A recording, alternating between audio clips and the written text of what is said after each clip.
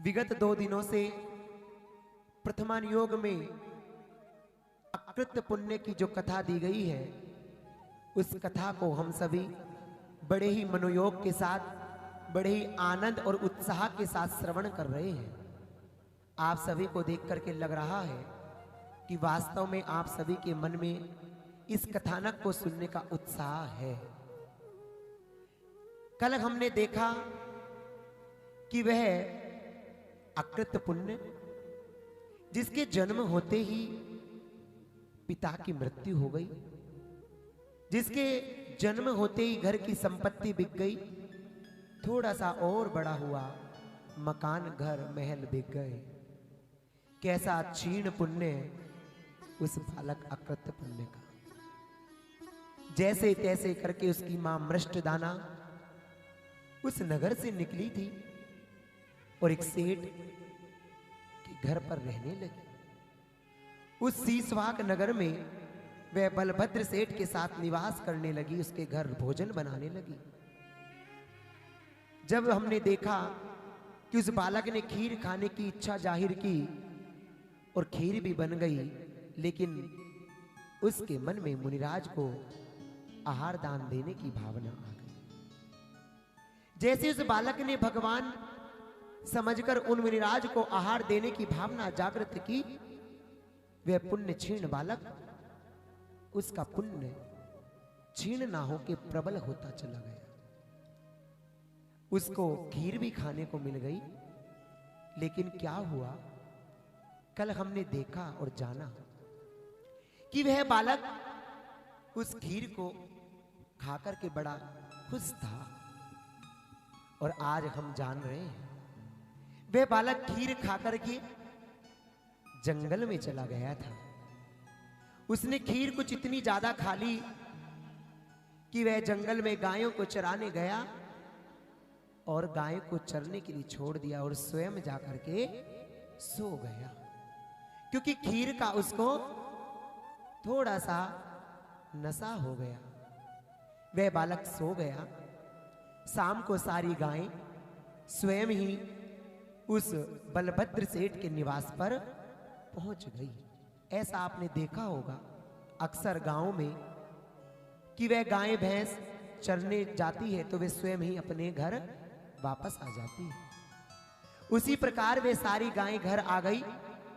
सुबह से संध्या हो गई, लेकिन वह अकृत पुण्य नहीं लौटा। जैसे ही गायों को देखा, उसकी मां मृष्टदाना व्याकुल हो गई। वह सोचने लगी, आखिर मेरा बेटा कहां रह गया। उसने सेठ सुदर्शन से बोला और सेठ सुदर्शन तभी 4-5 लोगों को लेकर के और हाथ में डंडा लेकर के जंगल की ओर चला गया। जाकर के उस बालक की खोज करने लगा।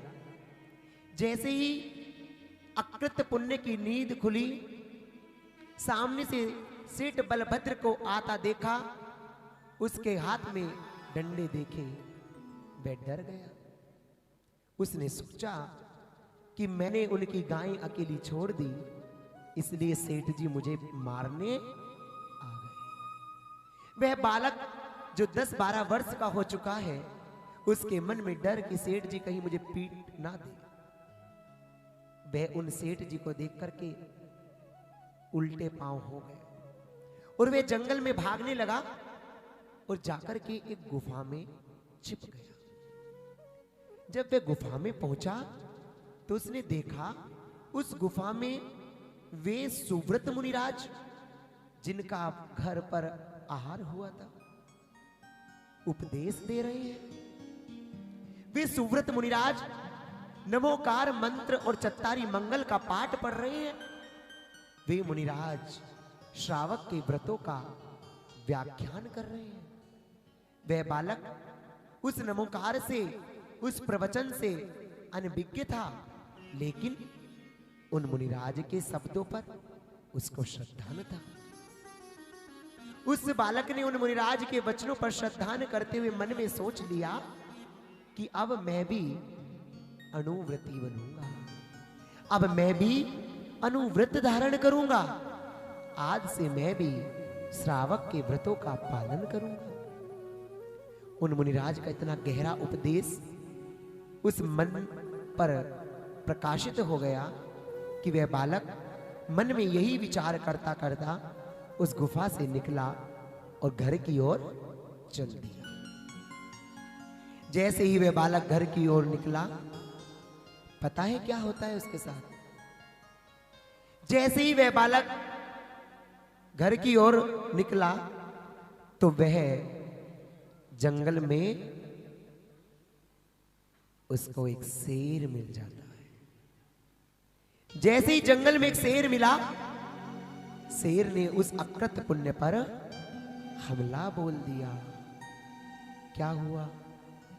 शेर ने उसको खा लिया, शेर ने मार दिया।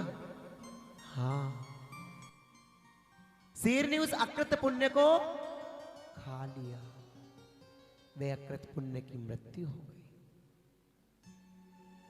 अकृत पुण्य रात को घर लौट करके नहीं आया। वह मृष्ट दाना मां आकुल व्याकुल हो रही है। वह मां उस सेठ बलभद्र से पूछ रही है, मेरा बेटा मिला कि नहीं मिला? मां रो रही है, बिलक रही है। बेचारा सुबह से घर का निकला हुआ, अभी तक कुछ खाया पिया नहीं। पूरा दिन हो गया, रात हो चुकी है। आखिर मेरा बेटा गया तो कहां गया? उस मां के दिल से पूछना, जब बिना बताए या फिर बेटा कहीं गया हो और समय पर ना लौटे। आपके साथ भी होता होगा, जब आपके बच्चे घर पर बोल के जाए कि मैं शाम को 2 बजे 5 बजे लौट जाऊंगा और वो 10 बजे तक ना लौटे, तो आप लोग कितने परेशान हो जाते हैं। आखिर वह तो लाचार एक विधवा, एक गरीब मां थी। आखिर उसके मन में अपने बच्चे को लेकर क्यों ना प्यार उमड़ेगा? वह मृष्टदाना आकुल व्याकुल हो रही थी। सेठ सुदर्शन ने कहा, अब तो ज्यादा रात हो चुकी है, अब वह जंगल में ढूंढने से भी नहीं मिलेगा, हम लोग सुबह चलते हैं। सुबह वह मृष्टदाना सेठ बलभद्र और उसके 4-5 पुत्र जंगल में अकृत पुण्य की खोज में निकल पड़े। जंगल में खोजा, वह मां चिल्ला रही है, बेटा कहां है? अकृत पुण्य कहां है? बेटा आजा। लेकिन बेटा हो तो सुने। जंगल में ढूंढते ढूंढते वह मां क्या देखती है, खून से लथपथ उसके बेटे के मांस के टुकड़े पड़े हैं। कहीं एक अंग पड़ा है, कहीं एक अंग पड़ा है। मां के दिल पर क्या बीत रही होगी।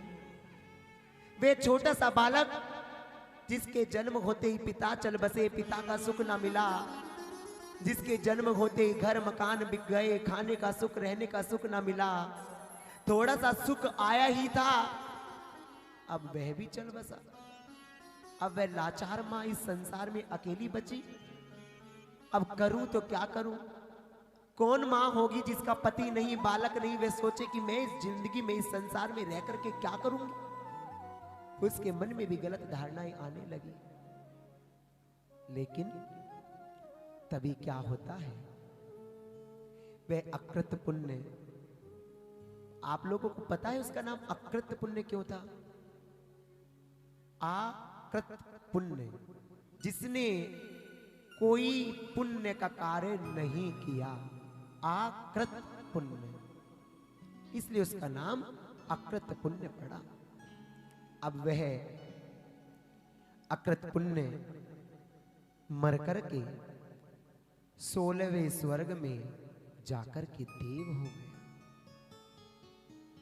वह मर करके देव बन गया और अवधि ज्ञान के माध्यम से उसने वहीं से जाना कि मैं कहां से आया, पूर्व भूमि में कौन था। उसने देखा कि मैं अकृत पुण्य था और मेरी मां मृष्टदाना अभी भी मेरे लिए विलाप कर रही है। उसने मुनिराज के प्रवचन से जो अनुव्रत ग्रहण करने की भावना बनाई उसके पुण्य से वह अकृत पुण्य देव बन गया और फिर सोधर्म स्वर्ग से, उस स्वर्ग से वह देव पृथ्वी पर उस स्थान पर आता है जहां पर शेर ने उसको खाया था। आकर के वह अपना रूप धारण अकृत पुण्य के रूप में कर लेता है और अपनी मां के सामने आकर के खड़ा हो जाता है। उसकी मां अपने बेटे को देख करके कहती है, अरे ये तो किसी और के शरीर के मांस का टुकड़ा है। सेठ जी, मेरा बेटा तो जीवित है। वह मां खुश हो जाती है, आनंदित हो जाती है। जैसे ही उसने अपने बेटे को देखा, उसके वे दुख के आंसू खुशी के आंसू में परिवर्तित हो जाते हैं। जब उसके बेटा उसके सामने आया तो कितनी खुश हुई, लेकिन क्या वास्तव में उसका बेटा आया? नहीं, वह देव के रूप में आया। उसने अपनी मां को समझाया कि मां, पता है मैं रात को मुनिराज की गुफा में रहा, उनके उपदेश सुने। उन्होंने कहा अनुव्रत धारण करने से जीव का कल्याण हो जाता है।